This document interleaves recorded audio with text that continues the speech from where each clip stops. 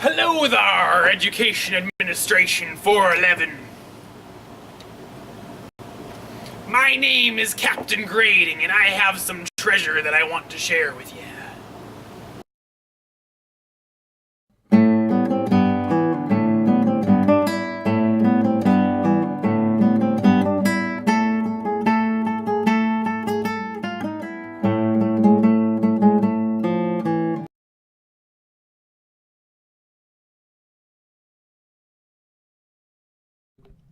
Yar, here we have an essential questions and strategy map for how we are going to approach the essential questions. If ye look to the right of the screen, you can see that the first essential question is, how can we create an environment in the more subjective fine arts and English world that is unbiased in grading and reporting?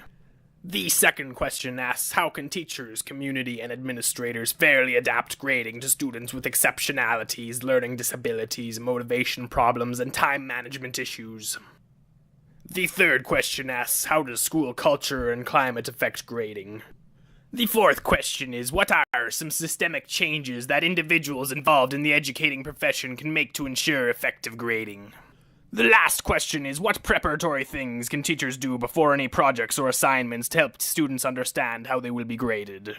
Now, if ye focus your attention to the map, you will see that I have devised a strategy for how we are to proceed. I'll let ye read that over for a bit so you get a break from my ugly voice.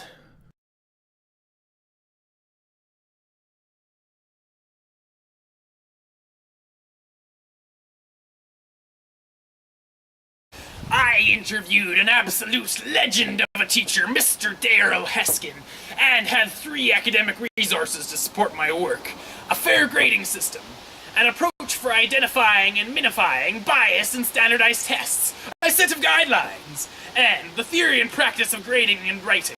Problem possibilities. Secondary purposes for grading include providing information for instructional planning, information for the evaluation of school programs, and information for the selection and placement of students. Fundamentally, the primary purpose of grading is to communicate with students and parents about the achievement of learning goals. Teachers are trying to maintain notions of reasonable academic standards, while at the same time managing attitudes, achievement, and effort regarding a student's potential to succeed. The teacher making efforts to successfully reach such diverse goals can lead to confusion amongst parents and students because the reporting of a single final grade is often too vague to show where improvement is needed. Even when school functions and purposes were less diverse, it was doubtful that students and parents clearly understood what teachers were trying to communicate through marks. Although it is very true that some folk dislike grading for a variety of reasons, it does have benefits, and teachers must learn to deal with grading in the best manner possible, because it is not going away anytime soon.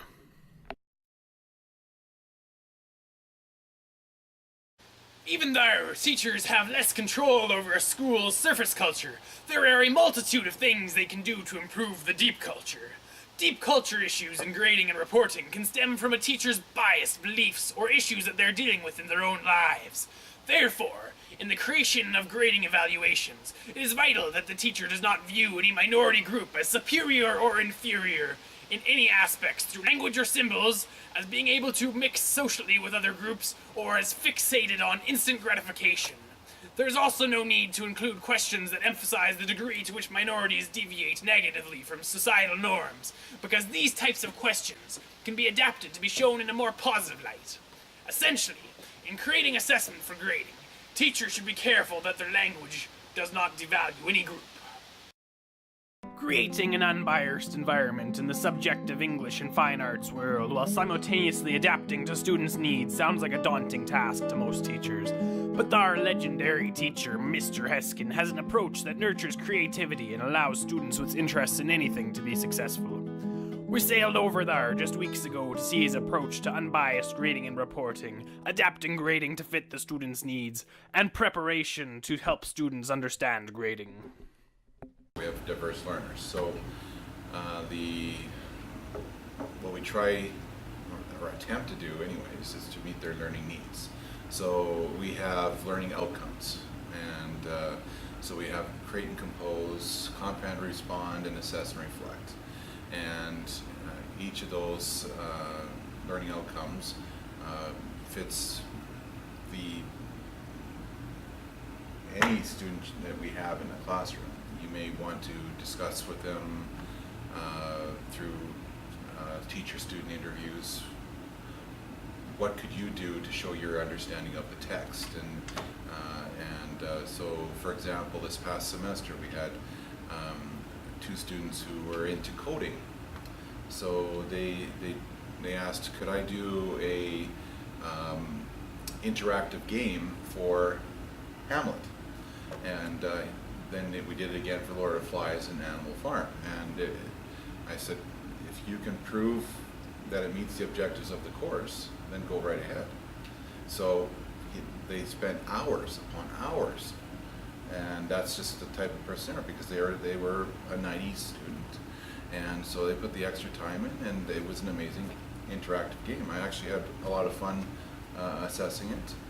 Whereas we have, say, students with learning disabilities, you would find, again, through teacher-student interviews, what are they interested in? One example is Minecraft. For those who, through my experiences anyways, they didn't like English, so I found out that their interest is Minecraft. They play it hours on hours. And so they were able to create a virtual tour of Animal Farm through narration, and they had fun doing it. And so how did I find that out? I found it out through having an interview with them. So my classroom displays those projects to show that it doesn't matter what your background is, what your ability is, you can actually create a substantial project that shows your understanding of the text.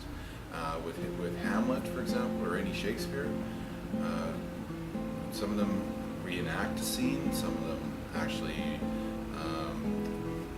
create some 3D tombstone projects for the play, and I have a couple in the classroom right now on my little museum there. It's just amazing what they can pull off. It's just you just got to find out what do they like, what are their interests, and draw that out of them in a matter of where it turns out to be more of a strength, and then you actually really get some amazing projects, and the kids tend to like the text a lot more than they did going into it, because everyone says, oh, I hate Lord of the Flies. But by the time they're done, they like it.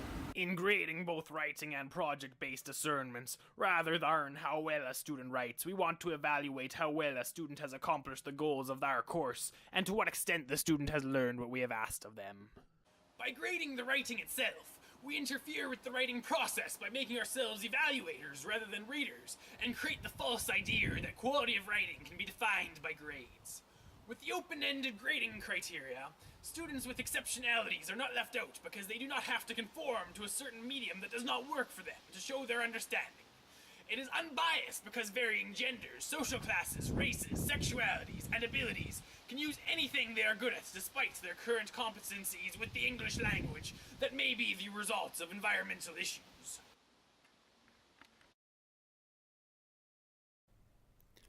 Even though there are some problems with grading, creating an additional and equally valued final grade for each student in each class is a systemic solution that could be highly effective.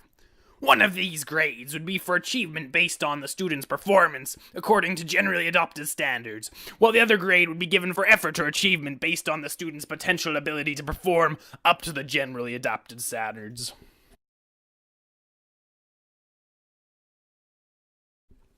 This here rubric has some great points that would be able to help a student's writing, but it does not evaluate on how well the student's idea is. Maybe their paper is a stylistic nightmare and has errors that nearly interferes with the meaning. But maybe their content is fantastic, and the student has shown great improvement since the last paper and has the potential to be a fantastic writer. Assigning just 1 mark for performance would not accurately classify the student, because it could be a low mark despite their best efforts. Adding a 2nd mark for achievement based on the student's potential ability to perform up to generally accepted standards would help accurately portray the student. With this multifaceted grading method, students would be less likely to develop a premature hate for a subject in which their brain development is not the same level of other students. It would likely improve graduation rates and allow students to live happier lives because they will not have quickly discredited something they think is going to be bad forever. I recommend grading the message rather than the medium, meeting up with students ahead of time, being careful with language usage, and advocating for the testing and implementation of a 2nd grading criterion. Thank you all for watching this video. You're a very supportive group.